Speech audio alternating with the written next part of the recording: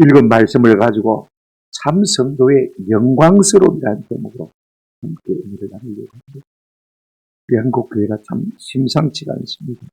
뭔가 좀 중병을 앓고 있는 같은 느낌을 우리가 가지지 않을 수가 없는 것입니다. 그래서 이거는 좀 깰 때가 되지 않았나. 코로나가 2년 넘게 연속되면서 말입니다. 우리가 정신을 차려야 됩니다. 근본적인 이유는 만물의 마지막에 가까웠기 때문입니다. 그죠? 그런데 우리 한국의 현상 가운데 우리를 참으로 근심하게 하는 일들이 많이 일어나고 있습니다.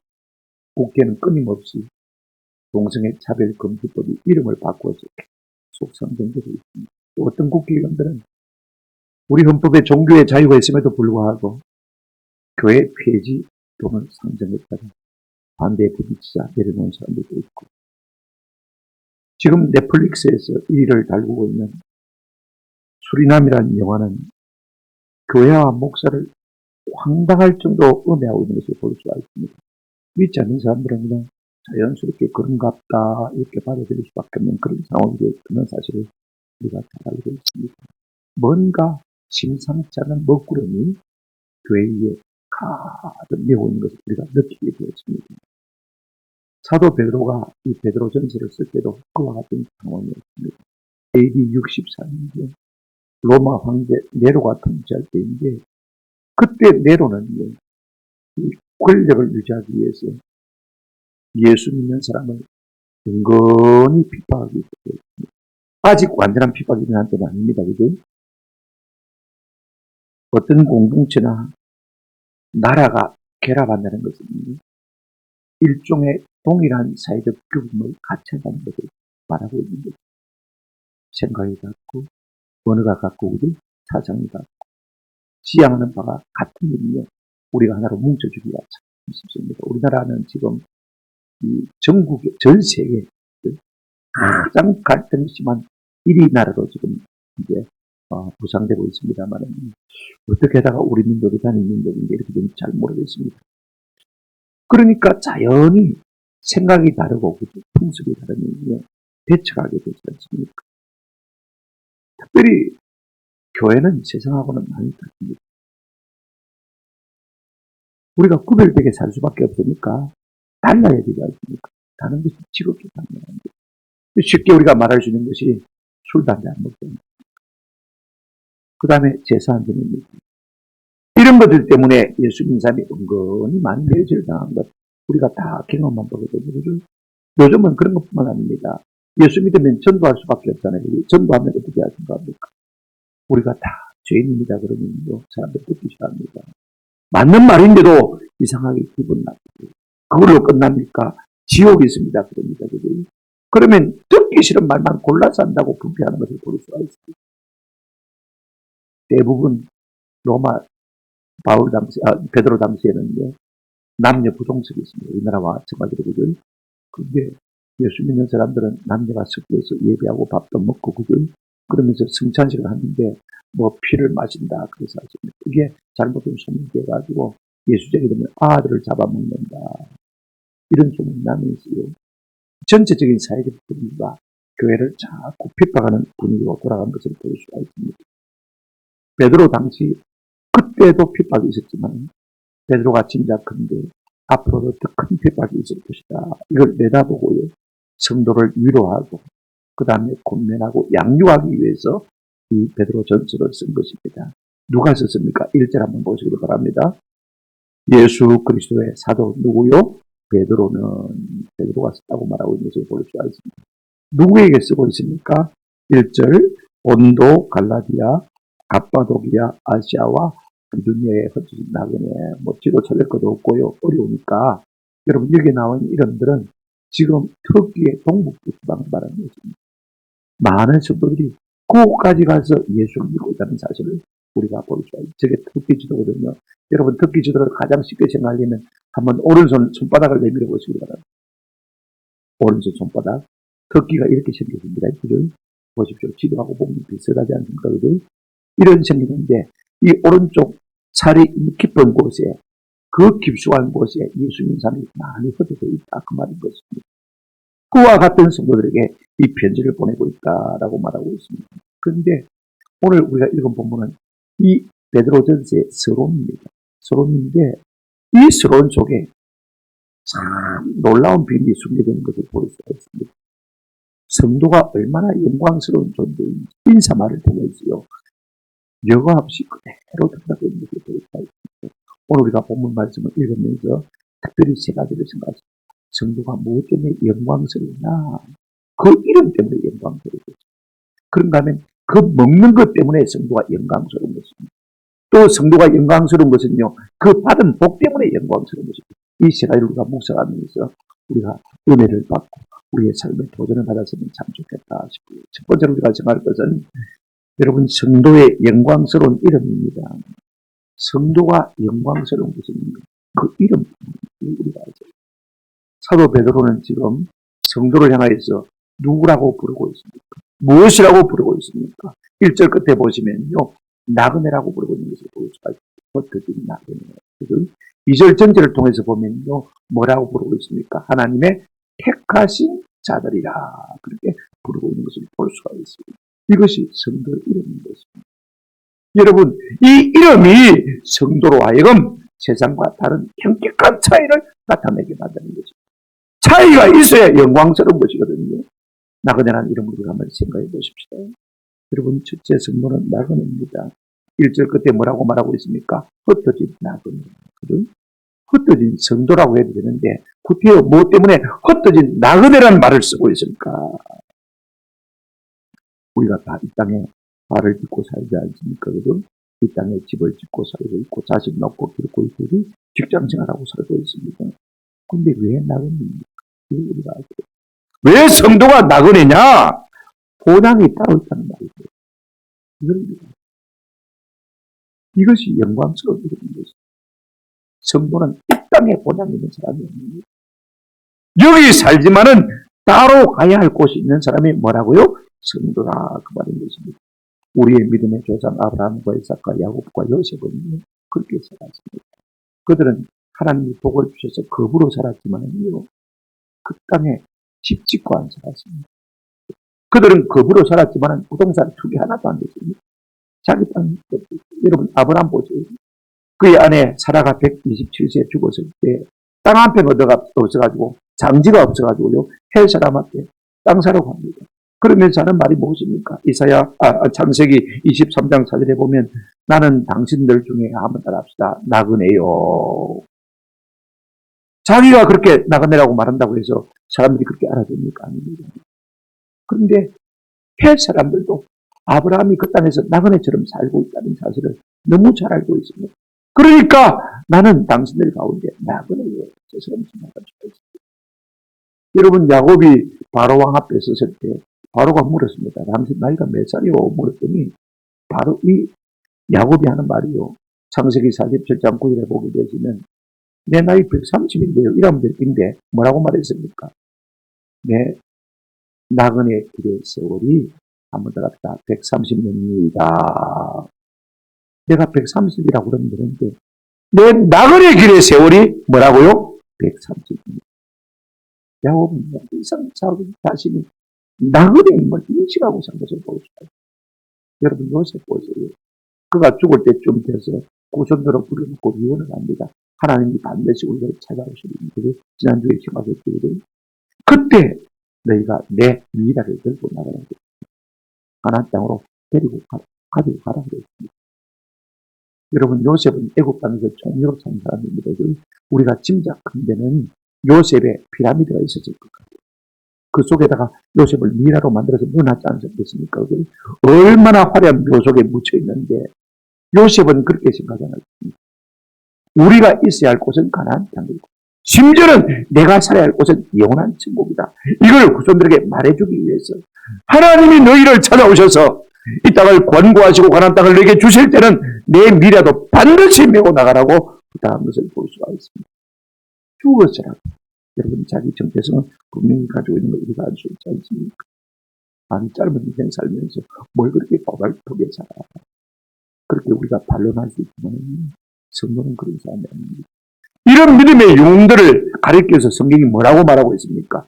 히브리서 11장 여러분 보십시오. 13절에 보시면 우리의 믿음의 영웅들은요 다 믿음을 따라 죽었고 약속을 받지 못하였으니 그것들을 멀리서 바라보고 환영하며 그 땅에서는 외국인과 뭐로 나그네임을 뭐 했다고 했습니까?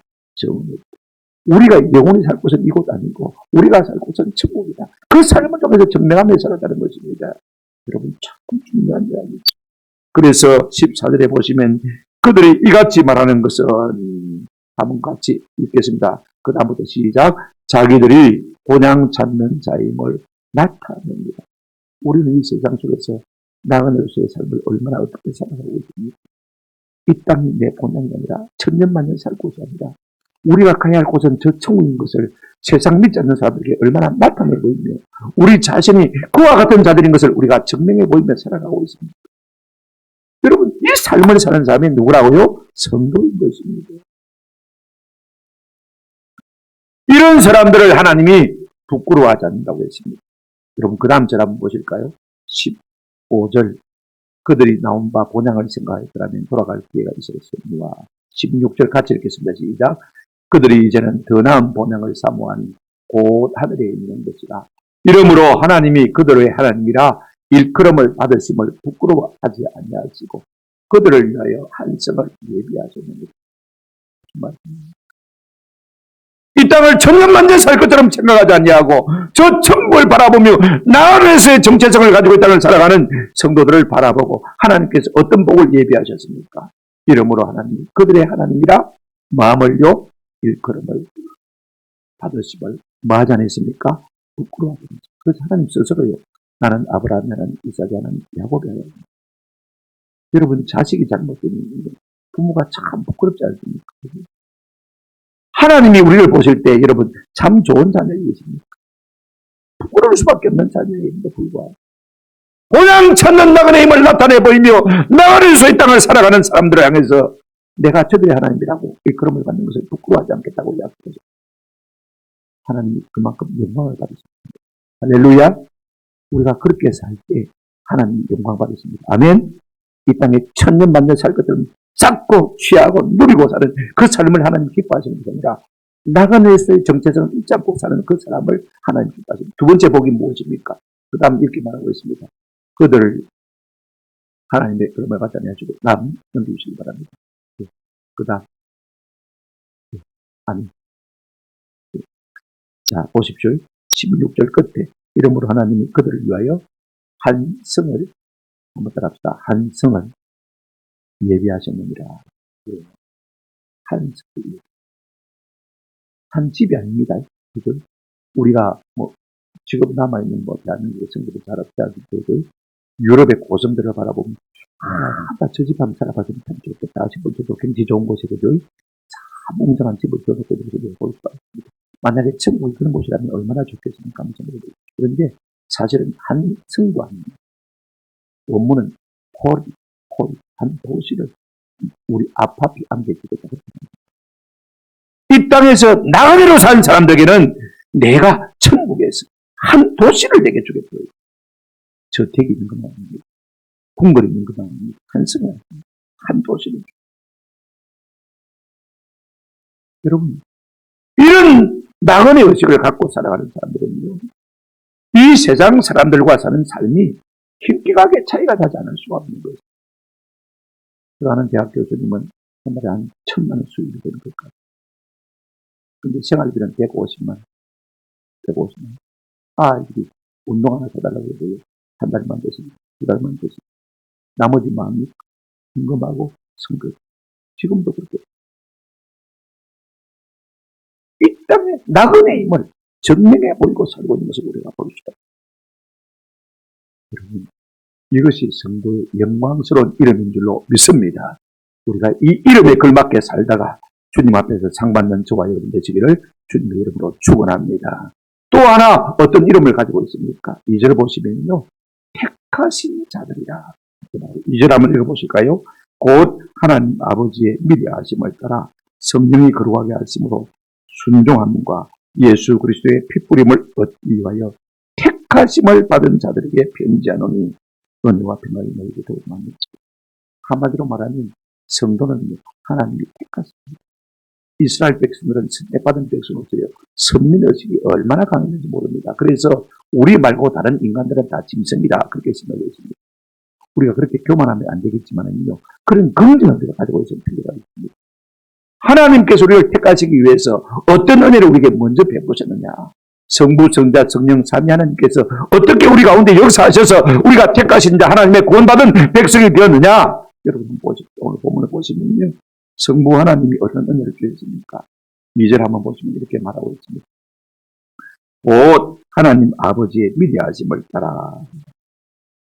하나님, 성부 하나님이 우리를 미리 하셨다고 해요.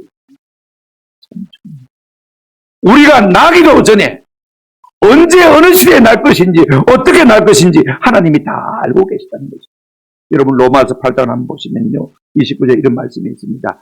하나님이 미리 아신 자들을 또한 그 아들의 행상을 본받게 하려고 미리 마하셨으니 정하셨으니. 하나님 미리 예지하시는 하나님이십니다. 그 다음에 미리 예정하시는 하나님. 제가 왜 이 말을 하냐면요, 이게 참 중요합니다. 내가 내 발로 교회 나왔다고 생각하는 사람하고 하나님이 다 미리 아셨다가, 그죠? 미리 정하셨다가 때가 되면 나를 교회에 인도하셨다가 생각하는 사람하고 누가 주님을 더 많이 사랑하겠습니까? 한번 생각해 보세요. 내 발로 나왔다고 생각하는 사람은요, 그냥 내가 나왔으니까 별 관심 없습니다. 그냥 하는 의무셔가지고 신앙생활 하는. 여러분, 하나님이요, 때가 되면 부르시는 하나님의 방법이 참 다양한 것을 우리가 잘 알고 있습니다. 제가 많이 이야기했습니다. 제 친구 원차희 목사님, 그 어머니가 12월 24일날 연탄재 던지러 갔다. 탁 던지고 돌아서는데 십자가 종살이 됩니다. 그 빨간 네온 십자가 불빛이 내 마음속에 확 들어오는데 견딜 수가 없다는 거죠. 그래서 그 십자가 보이는 교회당으로 쫓아갔는데 하필이면 그날이 12월 24일 그래서 이브 행사가 있었던 거죠. 그래 그곳에 와서 예수를 알고 예수를 믿고 구원받고 아들이 목사가 안 되고 두 아들 다 미국에 배놓으서 국제대입니다. 대학 졸업하고 취직하니까 벤처차 한 대씩 다 주고 다닙니다. 아버지보다 훨씬 나. 사자 종소리 보고 다니는 것을 보여줍니다. 어떤 사람은요, 아들 살리기 위해서 예수 믿고 다닙니다. 어떻게 할 수가 없어가지고 백방의 무용이니까 할 수 없이 예수 믿고 구원받은 사람도 있고, 어떤 사람은 장가 가려고 아이고 아가씨가 예수 믿는 사람 아니면 안 된다 그럽니다 말입니다. 그래 예수 믿겠다고 약속하고 제가 아는 장로는 부인 예수 믿으니까 따라 교회 나가서 예수 믿는데 지금은 장로가 됩니다. 하나님께서 얼마나 은혜를 주시고 너무 좋은 장로입니다. 같은 교수지만 교육부에 1년에서 최고 많은 지원을 받는 유일한 교수. 1년에 40억 이상 자기 연구 프로젝트에 지원을 받는 교수입니다. 참 미리 아시고 때가 되면 그러셨어요. 우리를 택하신 때가 되게 해주신 것입니다. 성자 예수님은 뭐 하셨습니까? 오늘 본문 다시 한번 보시기 바랍니다. 2절 예수 그리스도의 핏부림을 얻기 위해 택하심을 가진 자들에게 편지하는 일이 있습니다. 우리 예수님이 하나님이 미리 정하신 자들을 대신해서 죽으심으로 말미암아 십자가에 피 흘려 그 죄를 속량해 주셨습니다. 할렐루야. 하나님이 딱 정해놓은 사람들을 갖다가 대신 죽으심으로 말미암아 피를 발라주셔서 우리의 모든 죄를 속량해 주시고 우리를 택하신 자가 되기 위해서 성부 하나님은 미리 아셨고 성자 예수님은 십자가에서 대신 죽어주셨고 성령님은 뭐 하셨습니까? 보십시오. 2절 중간에 보시면요, 이렇게 말하고 있습니다. 성령이 거룩하게 하심으로 순종함과 성령님은 그럼 뭐 하셨느냐? 거룩하게 만들어가십니다. 성부 하나님이 미리 아시고 성자 예수님이 죄 씻어주시고 십자가의 피로 그죠? 그 다음에 성령 하나님이 뭐 하셨습니까? 알아서 천국 가라 그랬습니까? 아닙니다. 우리를 계속해서 뭐 하게 하십니까? 거룩하게 하십니다. 여러분 거룩하게 한다는 말을 갖다가요, 가장 쉽게 이해할 수 있는 말은 한번 같이 구별하셨다. 구별하셨다. 세상과 다르게 구별하십니다. 하나님은 지금도 성령님을 통해서 세상과 다르게 우리를 자꾸 구별하시고 있습니다. 하나님께서 구별하신 세 가지가 있습니다. 첫째 무엇입니까? 물건이 있습니다. 성막이죠. 성막 안에 있는 번제단, 향단, 뭐 떡상, 금, 촛대 같은 거 다 하나님이 구별하신 것입니다. 그죠? 하나님의 영광을 위해서만 사용하도록 구별하신 것을 볼 수가 있습니다. 우리 집에 초가 나갔으니까, 불을 못 켜니까 성막에 있는 촛대 가져가서 우리 집에 좀 켜놔야 되겠다. 그렇게 할 수 있습니까? 아닙니다. 하나님의 영광을 위해서만 켜놓은 것입니다. 고수도 받아가 우리 집에 전기가 나가버렸으니까 전기 지었으니까 아마 우리 교회 가서 하자. 전기세도 안 내는데. 그럴 수 있습니까? 아닙니다. 예배를 위해서만 사용하도록 구별된 곳이 성전입니다. 그거 와서 고수도 받아간 거 아닙니다. 구별된 물건이 따로 있다는 거죠.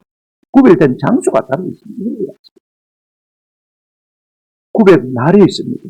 어떤 날입니까? 안식입니다. 이 날은 내 날이라고 말씀하셨습니다. 주일은 하나님의 날인데 오늘 우리는 말입니다. 여세 동안 내 마음대로 쓰고도요. 그것도 모자라가지고 이래 되는 이 주일날도 우리가 우리의 날로 막 사용하려고 하는 경향이 우리 가운데 많이 있습니다.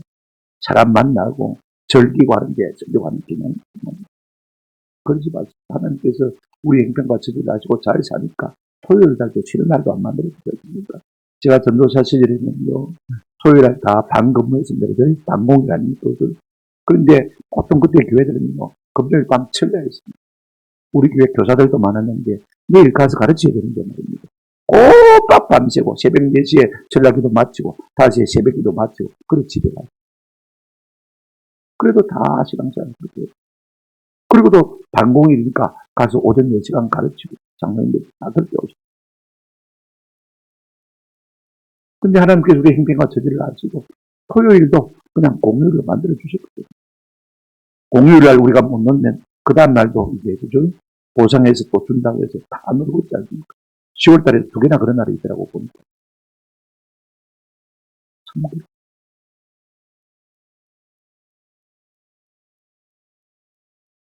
구별된 날이 있습니다. 이런 날들을 우리에게 주셨는데 우리가 자꾸만 그걸 내 것으로 삼으려고 하면 안 된다는 거예요. 그런가 하면 구별된 사람이 있습니다. 나시린들, 너희 사람들, 제사장들, 다 하나님의 영광만 위해서 쓰도록 다 구별해 놓으신 것을 볼 수가 있습니다. 목사가 이중직을 가도 되느냐 안 되느냐 그런 이야기를 많이 하는데 할 수만 있으면 안 갖는 게 좋다고 생각합니다. 내가 하나님의 영광을 위해서 온전히 나를 구별하면요. 하나님께서 기회를 주십니다. 할렐루야. 누구든지 마찬가지입니다. 내가 하나님의 영광을 위해서 살겠다고 다짐하고 맹세만 하면요. 그렇게 살기만 하면 하나님께서 우리의 모든 삶을 책임져 주실 줄로 믿습니다. 이게 하나님께서 성령을 통해서 이렇게 구별하시는 성경인 것입니다. 무엇 때문에 구별하셨습니까? 보십시오. 세상 모든 사람들이 자기 본성대로 살기는 거룩하게 하심으로 하면 따릅니다. 순종함과 말씀대로 살도록 하나님께서 우리를 거룩하게 구별하셨던 것입니다. 우리가 세상처럼 살려면요. 우리가 세상에 더 존재할 필요가 없는 사람들입니다. 왜? 하나님께서 그걸 위해서 구별해 놔주셨어요. 공연히 세상처럼 살기 위해서 더 오래 살려고 그렇게 하지 마세요. 우리는 그렇게 부름을 받은 사람들입니다. 그렇게 택하심을 받은 자들입니다. 말씀을 따라 살지 아니하면 우리가 성령의 사람이라고 할 수 없는 것입니다. 구별하셔서 순종함과 그렇게 말하고 있습니다. 여러분 성도의 이름이 무엇입니까? 나그네입니다. 아무나 다 택하신 자들. 우리가 나그네로서 하나님의 택한 자로서 살아갈 때 영광스러움이 있는 줄로 믿습니다. 이 같은 은혜가 우리 가운데 있기를 주님의 이름으로 축원합니다. 그 다음에요. 성도가 왜 영광스러우냐? 사람이 물 먹고 살지 않습니까? 성도는 못 먹고 삽니까? 발에 땅을 안 뒤지고 삽니까? 아니면 아침 이슬 먹고 삽니까? 성도는 먹고 사는 게 따릅니다. 그 먹는 것이 사람입니다. 우리가 두 번째로 생각할 것이 무엇이냐면요. 우리 성도의 삶의 필수 영양소, 먹고 마실 수밖에 없는 음식이 뭐냐? 그것이 성도의 영광스러운 것입니다. 그게 뭐죠? 오늘 2절 끝에 보시면 사도 베드로가 이 교회, 나그네 된 교회, 하나님의 택하심을 입은 자들에게 뭐라고 인사를 하고 있습니까? 2절 끝에 보십시오. 여러분 성경을 펴시고요. 은혜와 평강이 너희에게 말지어다 더욱 많을지. 사도 바울도 사도 요한도 성도들에게 아바비 인사할 때마다 은혜와 평강 계속 말하는 것을 볼 수가 있습니다. 여러분 우리가 아시나요? 이렇게 인사한 것이 14번이나 성경에 나오지 않습니까? 하나님은요. 자기 백성에게 어떻게 축복하기를 원하십니까? 모세를 통해서 아론의 입에 넣어준 축도가 뭡니까? 여러분, 민수기 우리가 6장 28절부터 30절 말씀을 잘 알지 않습니까? 한번 보십시오. 어떻게 축복하라고 했습니까? 자기 백성은 여호와는 네게 복을 주시고 너를 지키시기를 원하는 이게 서론입니다. 그죠? 그 다음에 25절 한번 보시기 바랍니다. 여호와는 그의 얼굴 빛을 내게 비추사 뭐 베푸시기를 원하며 은혜 베푸시기를 원하며 그 다음 26절 여호와는 그 얼굴을 내게로 향하여 듣사 뭐 주시기를 원하느라 평강 주시기를 원하느라 하나님은 애초부터 교회에 주시기를 기뻐하시는 것이 무엇이냐면요. 하나님의 얼굴빛으로 말미암아 나오는 뭐요? 은혜와 평강 주시기를 원하시는 것을 보여주사 이게 참 중요해요. 성도는요. 다른 거 먹고 사는 사람이 아닙니다. 하나님이 주시는 은혜와 평강을 먹고 살아야 존귀한 존재, 영광스러운 존재가 될 수 있는 줄로 믿습니다. 그 성도가 뭘 먹고 살아야 됩니까? 많은 돈 아닙니다. 많은 부동산 아닙니다. 이 세상과 세상에 속한 명예, 성공, 쾌락도 아닙니다. 성도는 그 먹는 것이 은혜와 평강을 먹는 거기에 성도의 영광스러움이 있는 것입니다. 그러면 은혜가 뭡니까? 쉬운 말로 은혜는 한번 따라합시다. 하나님의 간섭입니다. 요즘 새벽마다 제가 출애굽기를 묵상하고 있습니다만 하나님의 간섭이 무엇입니까? 바로왕도 완악합니다. 모세도 완악한 사람입니다. 그럼 우리는 어떻습니까? 우리 다 완악한 사람. 그런데 여러분 하나님이 간섭하시니까 모세는 점점 부드러운 사람이 되어져. 하나님이 바로왕은 내버려 두시니까 점점 강박한 사람이 되어서 망할 수밖에 없는 길로 가더라는 것입니다. 우리가 이사야 30장 18절 이하를 보게 되시면 은혜가 무엇인지를 잘 알 수가 있습니다. 하나님은 이렇게 말하고 있습니다. 여호와께서 기다리시다니 이는 너에게 은혜를 베풀려 하시며 하나님 우리에게 주시기를 기뻐하시는 건 뭐냐면요. 은혜 주시기를 기뻐하는 것을 볼 수가 있습니다. 그러면 은혜가 뭐냐? 20절 한번 넘어가서 보시기 바랍니다. 30장 20절 주께서 너에게 환난의 떡과 고생의 물을 주시나 내 스승은 다시 숨기지 아니하시리니 내 눈이 내 스승을 볼 것입니다. 우리가 살면서 고난이 있습니다. 환난이 있습니다. 그죠? 그런데 하나님께서 은혜를 주시는데 뭘 숨기지 않겠다고 했습니까? 스승을 숨기지 않겠다고 했습니다. 여러분 은혜가 뭐냐? 스승입니다. 그럼 스승이 하는 일이 무엇이냐? 21절 한번 보시기 바랍니다. 너희가 오른쪽으로 치우든지 왼쪽으로 치우든지 내 뒤에서 말소리가 내 귀에 들려 이르기를 이것이 바른 길이니 너희는 이리로 가라 할 것입니다. 간섭이 스승이 하는 것입니다. 아니다 그 길 아니다. 이 길로 이것이 정론이 이 길로 갈지니라. 이렇게 간섭하시는 것이 누구라고요? 스승이라는 것입니다. 그게 뭐라고요? 은혜라 그 말을 했습니다. 오늘도 우리 마음속에 하나님이 말씀과 성령을 통해서 자꾸 감화하시고 감동하시고 간섭해 주시는 이것이 은혜인 줄로 믿습니다. 아멘. 그냥 내버려 두시는 일은 우리가 막다른 골목까지 갈 수밖에 없습니다. 그게 인생입니다. 그러므로 성도는 뭘 먹고 사는 사람이냐? 하나님의 은혜와 간섭을 먹고 사는 사람입니다. 이것이 성도의 영광스러움인 줄로 믿습니다. 하나님의 은혜를 안 주시면요. 끝장나는 것입니다. 두 번째, 뭐가 충만하기를 준다고 했습니까? 평강입니다. 여러분, 평강은요, 은혜 받은 사람이 누리는 것이 평강입니다. 결과로. 우리가 가브리엘 천사가 마리아를 찾아와서 이렇게 인사하는 것을 누가복음 1장을 통해서 볼 수가 있습니다. 28절에 보시면요. 가브리엘 천사가 마리아에게 뭐라고 인사합니까? 이렇게 인사합니다. 한번 더 합시다. 은혜를 받은 자여 평안할지어다. 은혜를 받으면 평안이 오는 것입니다. 할렐루야. 이게 평안입니다. 참 중요해요. 우리가 예배하다가 은혜를 받으면 평강이에요. 계속해서 내 마음이 덜 볶인다는 것은요. 은혜를 받지 못한 거죠. 내가 어떤 문제를 가지고 나왔든지 은혜를 받게 되면 평강이 오게 되십니다. 든든하게 되죠. 할렐루야. 내 환경이 바뀐 것도 아닙니다. 내 빚 문제가 해결된 것도 아닙니다. 내 벽이 나은 것도 아닙니다. 그럼에도 불구하고 우리가 은혜를 받게 되어지면 마음에 든든한 것입니다. 이것이 평강인 것입니다. 그래서 성도는요. 누구 집에 가든지 뭘 빌라고 했습니까? 평강. 왜? 하나님이 평강이 하나님이시니까 말입니다. 그러나 악인에게는 우리 하나님이 말씀하시기를 평강이 없다고 말씀하십니다. 그런데 베드로는요. 이렇게 인사하기를 좋아하는 것을 볼 수가 있습니다. 바울은 은혜와 평강이 이루어져 있습니다. 이렇게 항상 인사했는데 똑같은 인사지만 베드로는 조금 다르게 했습니다. 베드로전서 1장 2절에도 그렇게 말했습니다만 베드로후서 1장 1절로 이렇게 말하고 있습니다. 보실까요? 하나님과 우리 주 예수를 알므로 은혜와 평강이 너희에게 사모들었다. 더욱 많을지어다. 그냥 은혜와 평강이 너희에게 있을지어다 이렇게 말하지 않고 더욱 많을지어다. 저는 인사가 훨씬 좋다고 생각해요. 이 말이 참 중요합니다. 여러분, 세상과 세상에 속한 것은요, 많으면 많을수록 좋을 것 같지만 그렇지 않습니다. 많아서 폐가 된 것이 훨씬 많습니다.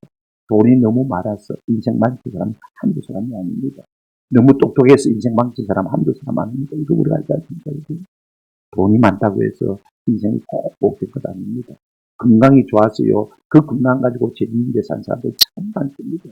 영혼이 오히려 파괴해진 것입니다. 우리가 맞습니다. 여러분, 세상과 세상에 속한 것은 많으면 많을수록요, 부작용이 훨씬 더 많습니다. 약도 뭐 좋은 약 많이 먹는다고 좋은 줄 아닙니까? 다 부작용이 있습니다. 그런데 우리 성도가 먹고 마셔야 할 은혜와 평강은요, 많으면 많을수록 좋습니다. 여기는 아무 부작용이 없어요. 내가 가졌거나 못 가졌거나 성공했거나 못했거나 어떤 삶과 행동 가운데 있든지 하나님의 은혜와 평강이 우리에게 많으면 많을수록 좋습니다. 저는 이 같은 은혜와 평강이 우리 가운데 늘 풍성하기를 주의 이름으로 축원합니다. 여기에 성도의 영광스러움이 있는 것입니다. 과유불급. 여러분, 많다고 해서 꼭 좋은 것은 아니라는 사실을 우리 조상들이 이미 말했죠. 은혜와 평강은 아무리 많아도 나쁜 성격이 있습니다. 세 번째 성도가 영광스러운 것은요, 그가 받은 복들입니다. 받은 복도 없이 그게 어떻게 우리가 영광스럽다고 말할 수 있겠습니까? 한번 생각해 보세요. 하나님이 사람을 지으시고 사람과 맨 먼저 맺으신 관계가 복의 관계입니다. 우리가 창세기 1장 27절 28절 보십시오. 하나님 자기에게서 사람을 지었죠. 28절 보십시오. 하나님이 그들에게 뭘 주시며요? 복을 주십니다. 하나님이 창조하신 인간과 맨 먼저 하나님이 가지신 관계가 뭐냐면 복의 관계입니다. 하나님 복 주시기를 기뻐하시고 우리 인생은 하나님 앞에 복을 받아야만 잘 살 수가 있는 것입니다.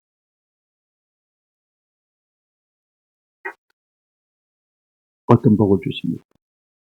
하나님은 첫째, 한번 따라합시다. 우리로 하여금 거듭나는 복을 주셨습니다. 3절 보십시오. 우리 주 예수 그리스도의 아버지 하나님을 찬송하리로다.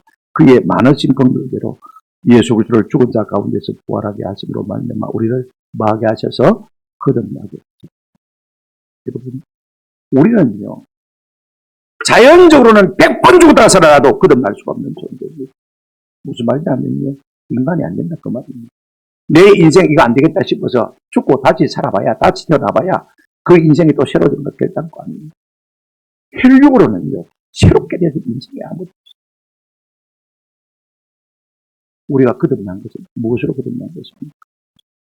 그의 많으신 긍휼. 예수님이 우리를 위해서 죽고 다시 사셨다고 말합니다. 고린도후서 5장 17절에 뭐라고 말하고 있습니까? 그런 적 누구든지 그리스도 안에 있으면 새로운 피조물이다.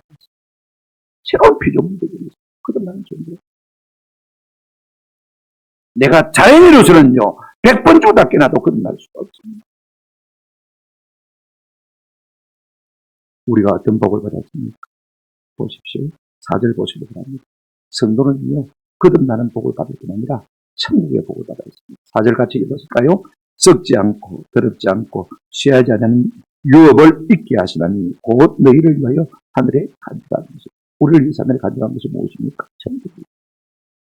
천국은요, 썩지 않습니다. 더럽혀지지 않습니다. 취하지 않습니다. 이스라엘 백성들에게 하나님께서 적과 우리는 가나안 땅을 주셨습니다만은요, 죄가 그 속에 있으니까 금방 더러워졌습니다. 망했습니다. 그러나 천국은 그런 것입니다. 썩지 아니하고 더러워지지 아니하고 쇠하지 않는 하늘에 간직한 그 천국을 우리에게 주신 것입니다. 이 복을 우리가 받아 누리고 있는 사람들입니다. 할렐루야. 그래서 우리가 존귀한다는 것입니다. 영광스러운 것입니다. 세 번째 우리가 받은 복이 무엇입니까? 5절 같이 보실까요? 5절. 우리가 하나님의 보호하심을 받은 복을 받았습니다. 5절 보시면 너희는 말세에 나타내기로 예비하신 구원을 얻기 위하여 믿음으로 말미암아 하나님의 능력으로 한번 따라합시다. 보호하심을 받았느니라. 5절에 그렇게 말합니다.